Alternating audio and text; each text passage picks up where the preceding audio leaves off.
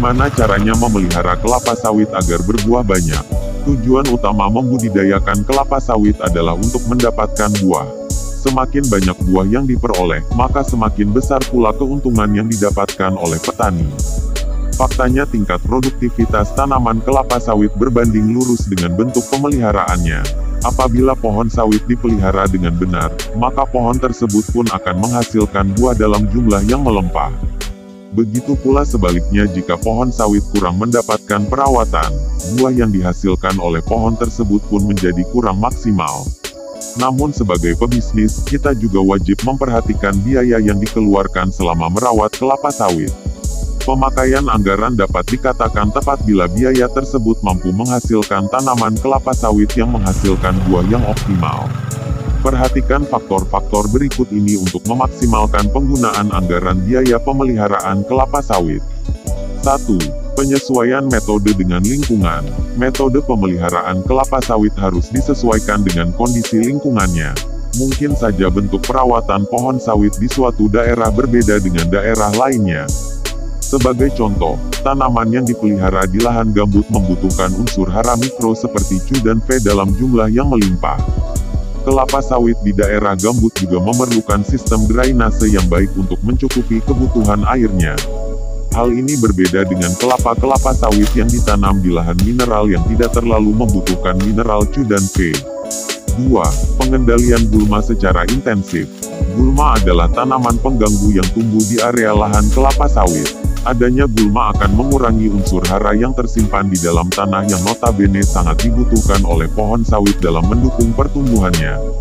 Gulma yang paling berbahaya bagi pohon sawit yakni gulma di kelas A seperti bambu, pisang, ilalang, senduduk, dan sebagainya.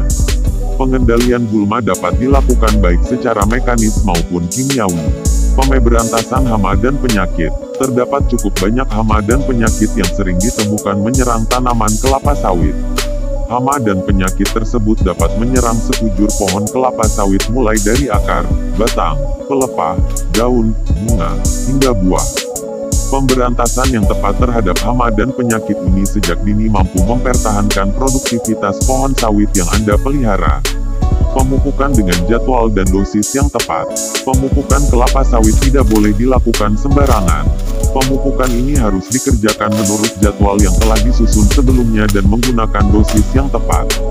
Beberapa pupuk yang sering dipakai untuk pohon sawit antara lain urea, ZA, KCI, dolomit, TFP, dan borate. Penunasan yang diatur. Tujuan penunasan adalah untuk mempertahankan struktur pohon kelapa sawit, membersihkan tanaman, dan meningkatkan produktivitasnya. Pekerjaan penunasan wajib disesuaikan terhadap umur dari tanaman tersebut. Contohnya tanaman yang berumur kurang dari 9 tahun maka tunasannya harus Songgo 3, sedangkan pada tanaman yang berumur sekitar 9-15 tahun perlu ditunas dengan Songgo 2. Sementara itu, tanaman yang sudah berusia lebih dari 15 tahun membutuhkan tunasan Songgo 1.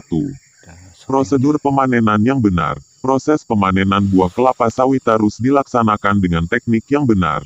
Jika salah, maka besar kemungkinan hal tersebut dapat menyebabkan tanaman mengalami stres. Akibatnya pun dapat ditebak yaitu pohon sawit enggan mengeluarkan bunga lagi.